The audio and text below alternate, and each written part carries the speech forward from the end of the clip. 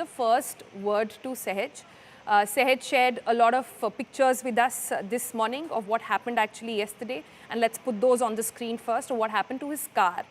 Do you want to describe what happened to your car yesterday, Sahaj, before I go ahead? Oh, thank you. Thank you, Sonal. And I think what happened yesterday was what we have been seeing every time. I have been living in Gurgaon for almost 14 years now. And to be really honest, I don't see things changing probably 10 years back. Yesterday, while on my way back from office, you stopped at a red light. As usual, the roads are flooded and the water is seeping into your car. And I don't understand what is wrong, why, as a country, we have not been able to, say, for example, fix our cities. We have complete lack of cripple civil infrastructure. That's your Uh, car, right?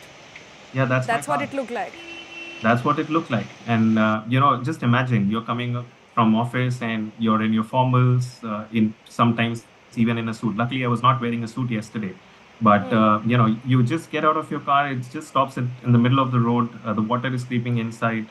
And, you're just left stranded. And this is right at Sona Road. I live on Sona Road in Gurgaon, very popular place.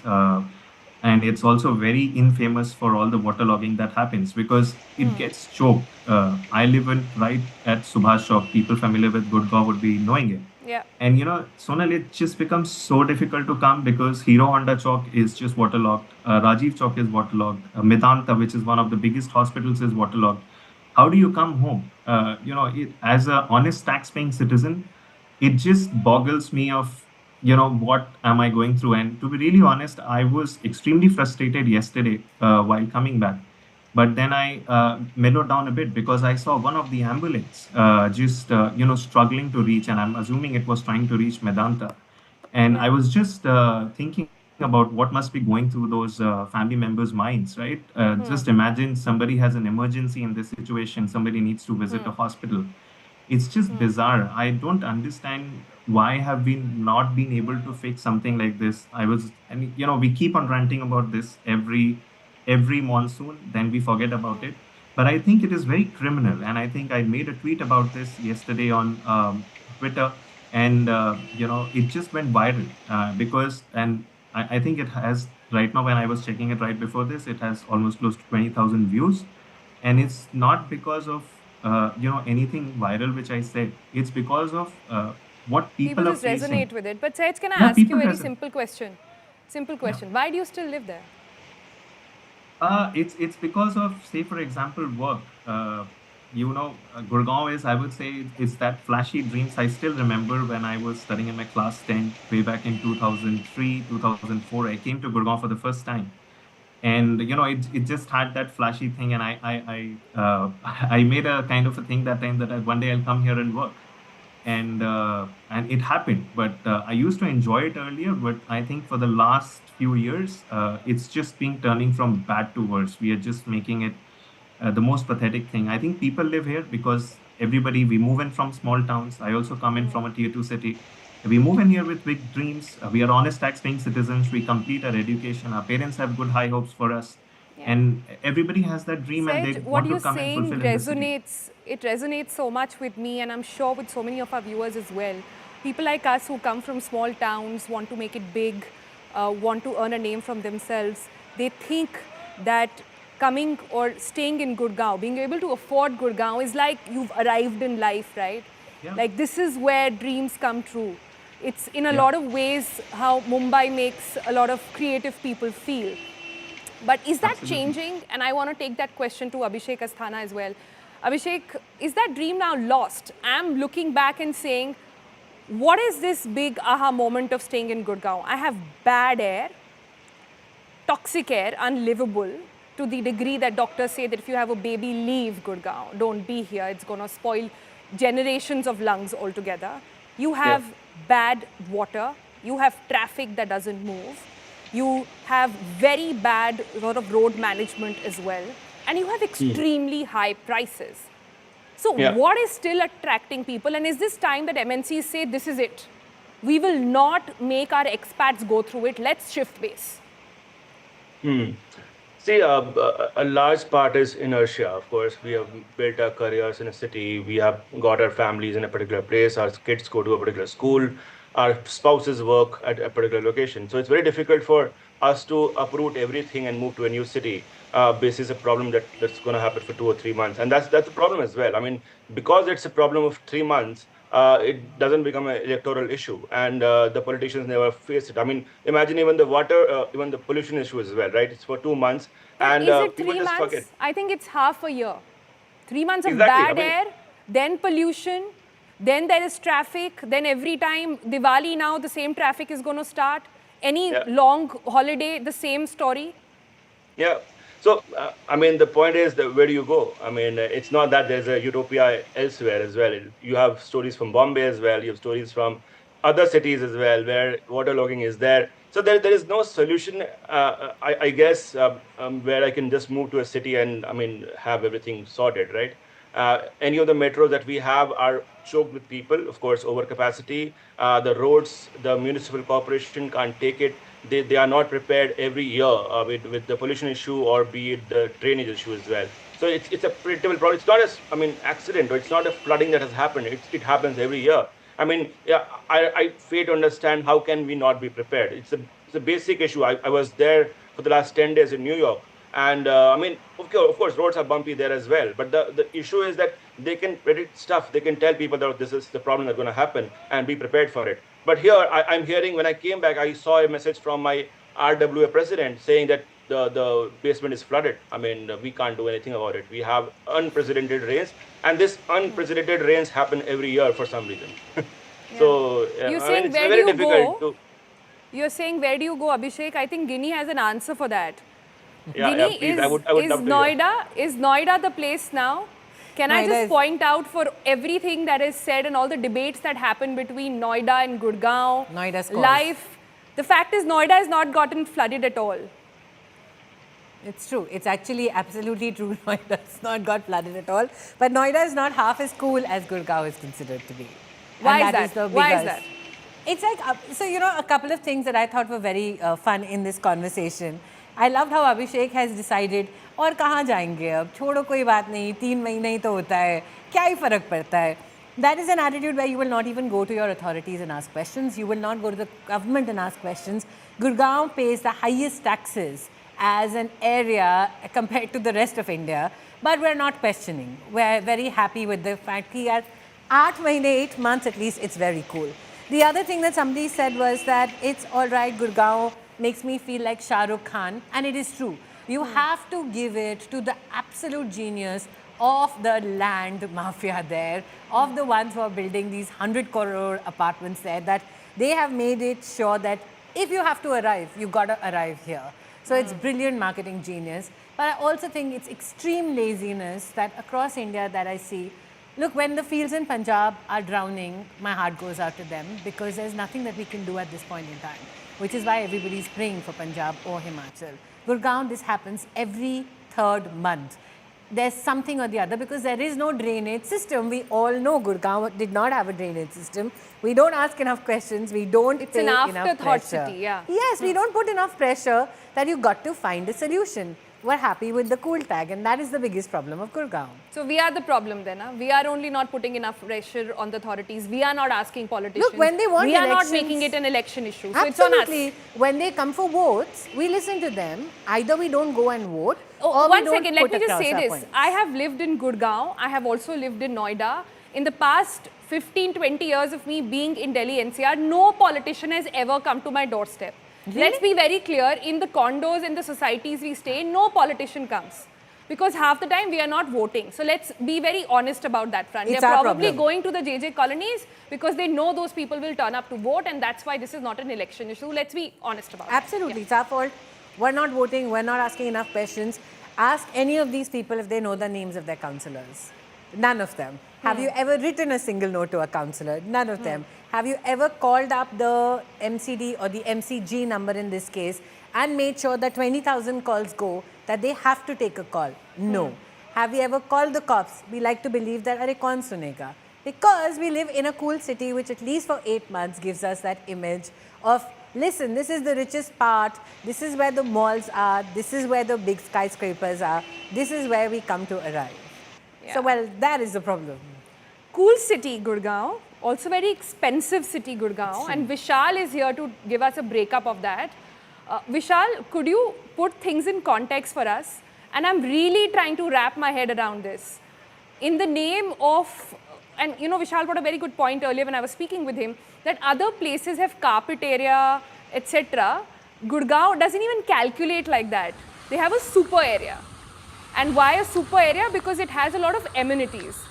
Beautiful ones like the, you know, like we see every 3 months emerge in front of us. So this is what you're paying higher price for.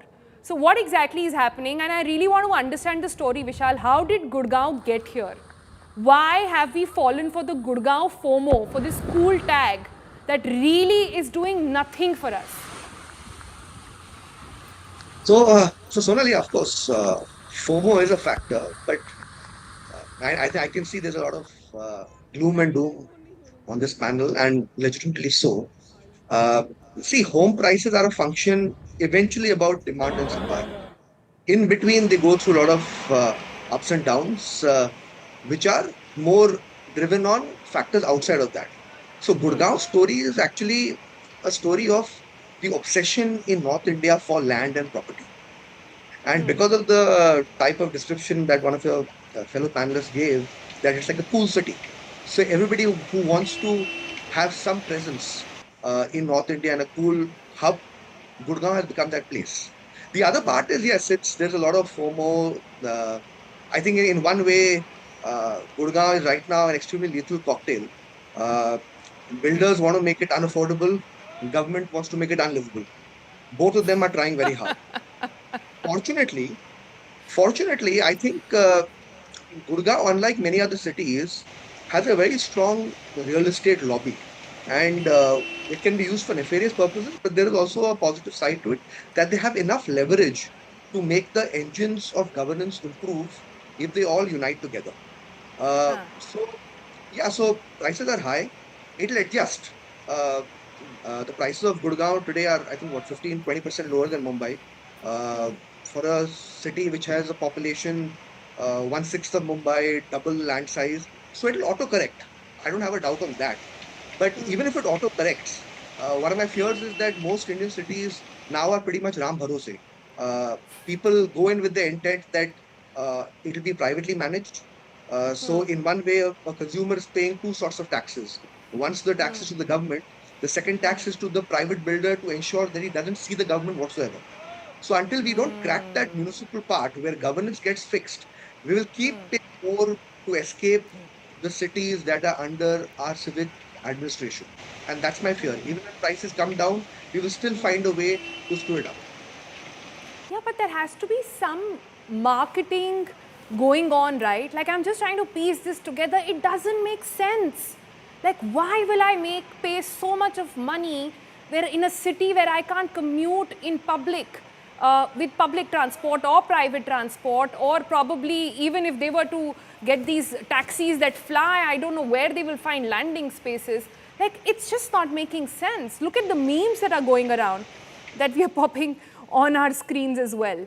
People laugh about it, but nothing is really done. And I think I'll come to this. I want Abhishek to come in on this. Abhishek, I'm interacting with a lot of double income households now, where you've heard of this phrase, dual income, no kids, right?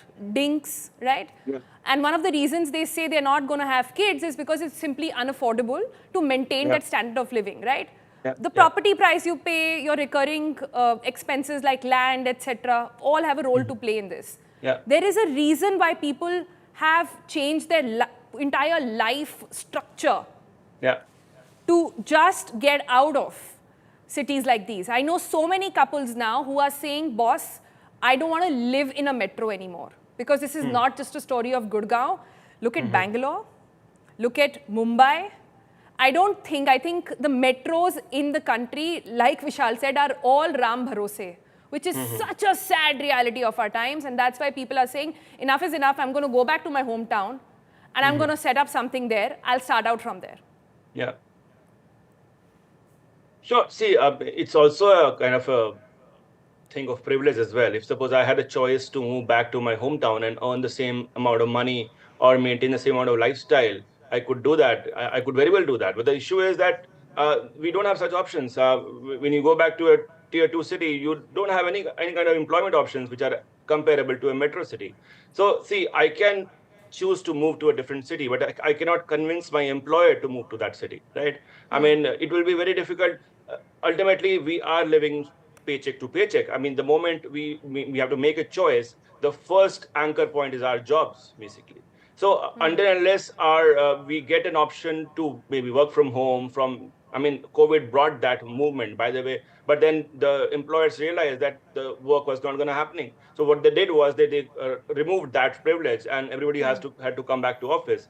So now it's the choice is not there to actually move to a, let's say, a more quieter town which has. Let me the take that to prices in check. Sahaj. Sahaj, if you had a choice, would you move out today? Is the city life really worth it anymore?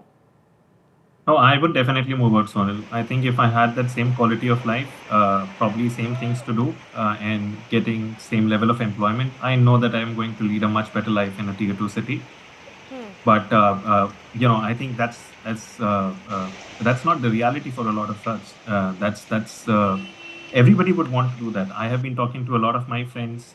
You name all these golf course road, golf course extension road, everywhere. A lot of them stay there. I have been listening to a lot of Vishal's podcasts, and I agree with him. I don't understand what has gone so bizarre that, say, for example, for a golf course extension on an SPR, we are asking so much of land prices where you have practically non-existent infrastructure.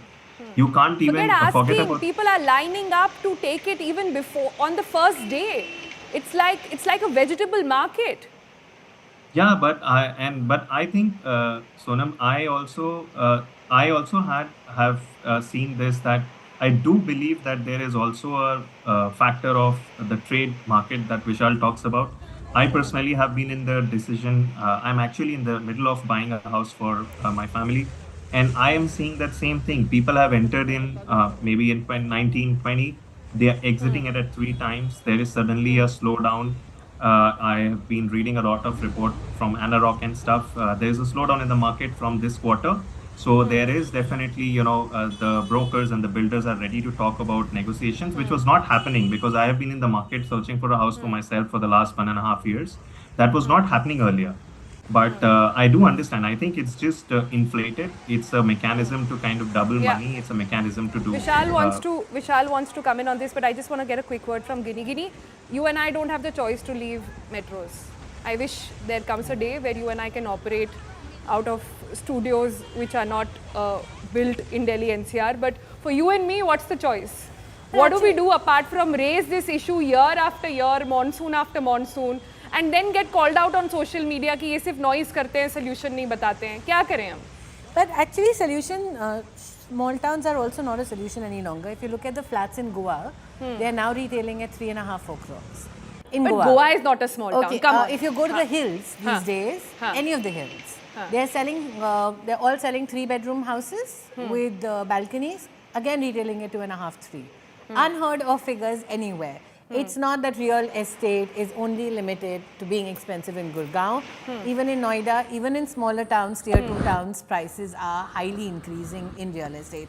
What is the reason? I don't know. Like I said, there is a marketing genius at play. Somebody out there is playing their cards absolutely right.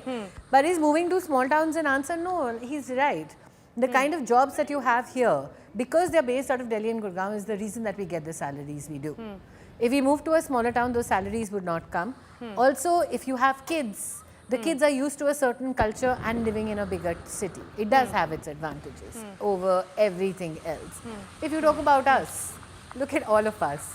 Everybody still wants Gurgaon and those big skyscrapers. I'm So not the sure if FOMO everybody will kill wants us. Gurgaon. I'm not sure about that. And Ginny and I have been talking about how Noida needs to be put into focus much more. So much more better planned. There's no flooding. There are better schools. There are open and wider roads. But I'll give the last word to Vishal to decode this marketing genius. Vishal, ऐसा क्या हुआ है गुड़गांव में that despite this, people still want to live? Do we need to now get in the CEOs of companies and MNCs to say, why have you built? Why have you built in Gurgaon? Who's going to work? at some point it may happen, but I've learned one thing that, Sonal, it's very tough to kill a city. However hard you try, it's very tough to kill a city once it's developed to a certain extent. The only example we have is Calcutta, and that was because the government was ruthless in killing it. So to kill a city is tough. I think regarding the point of the marketing game, see, But they don't have to do anything to kill the city. Look at the state of affairs. Is anything left? What do you, cities, please describe cities start killer to get cities. Anything left? So cities start to get killed in two phases. One is when migration stops into it. The second is when the guys who are staying inside start leaving. So if you, in Gurgaon, I think both those cases at this point are not there. There's still that. See, once this entire rainfall issue goes off, and then for a period there's a lull, people will still start appreciating Gurgaon. Yeah, and this thing I tell you from the experience of Mumbai. Mumbai is probably slightly better governed than Gurgaon because governance in Gurgaon is a very low benchmark. But even if I was to take those elements out, once you have a setup ready, it's tough to dislodge it. I think the model has to be like a panelist mentioned. You have to find a way to pressurize municipal officials to do their job. Until you don't do that, the cost of living will rise while the quality of living will fall. You have to get civic officials to do their job. That's the only way to make our cities livable. And Well, then and you're Sonal, in and then in Sonal, last point regarding Noida and this, I fear while currently Noida it seems well planned, the prices are also more attractive. About 14,000 per square feet versus 25,000 per square feet for Gurgaon on a carpet area. I fear that once more people start coming to Noida, you will see the same problems in Noida that we have seen in Gurgaon as well as Mumbai and Bangalore, because the lust and the power of land is such that by just one change in rule or one signature, the property value can rise 3 or 4x. So it always gets manipulated. all right. So what are we talking about? We're talking about Gurgaon, where I don't know where to even begin. It's in some places more expensive than Manhattan. It is less livable than a slum at the moment.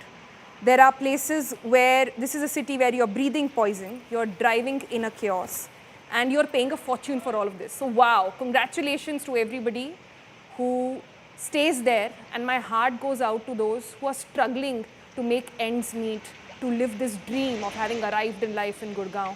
And here's really hoping that if not the government, then at least the corporate heads who are also going through the same issue, by the way, whose BMWs and Mercs are also submerged, by the way, they will take notice and say enough is enough. Here's really hoping that some sort of people sitting on top will decide to do something radical and make everybody's life a little bit simpler. Thank you all for joining us on this discussion.